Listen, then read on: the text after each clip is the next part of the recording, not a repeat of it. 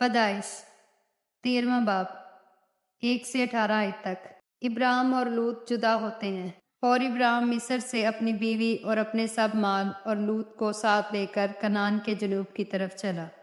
और इब्राहिम के पास चौपाए और सोना चांदी बाकसरत था, और वो कनान के जनूब से सफ़र करता हुआ बैतेल में उस जगह पहुंचा जहाँ पहले बैतेल और आई के दरमियान उसका डेरा था, यानी वो मकाम जहाँ उसने शुरू में कुर्बानगाह बनाई थी।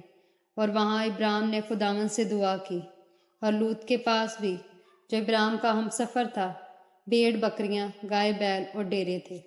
और उस मुल्क में इतनी गुंजाइश ना थी कि वो इकट्ठे रहें, क्योंकि उनके पास इतना माल था कि वो इकट्ठे नहीं रह सकते थे। और इब्राहिम के चरवाहों और लूत के चरवाहों में झगड़ा हुआ, और कनानी और फिरजी उस वक्त मुल्क में रहते थे। तब इब्राहिम ने लूत से कहा कि मेरे और तेरे दरमियान और मेरे चरवाहों और तेरे चरवाहों के दरमियान झगड़ा ना हुआ करे, क्योंकि हम भाई हैं। क्या ये सारा मुल्क तेरे सामने नहीं? सो तू मुझसे अलग हो जा। अगर तू बाएं जाए तो मैं दाहिने जाऊंगा, और अगर तू दाहिने जाए तो मैं बाएं जाऊंगा। तब लूत ने आंख उठाकर यरदन की सारी तराई पर, जो सुगर की तरफ है, नजर दौड़ाई, क्योंकि वो इससे पेशतर के खुदावन ने सदूम और अमूरा को तबाह किया। खुदावन के बाग और मिस्र के मुल्क की मानित खूब सैराब थी।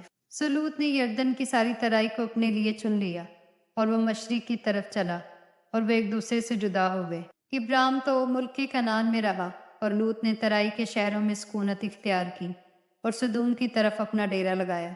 और सदूम के लोग खुदावंद की नज़र में नहायत बदकार और गुनाहगार थे।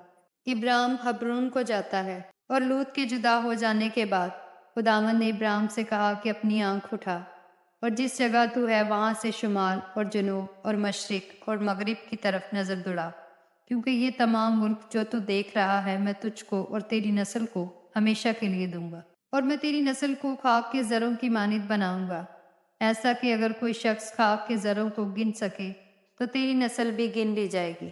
उठ और इस मुल्क के तूलो अर्ज में सैर कर, क्योंकि मैं इसे तुझको दूंगा। और इब्राहिम ने अपना डेरा उठाया और ममरे के बलूतों में, जो हब्रून में है, जाकर रहने लगा, और वहां खुदावंद के लिए कुर्बान गाह बनाई। कलाम के वसीला से खुदावंद आपको बरकत दे। आमीन।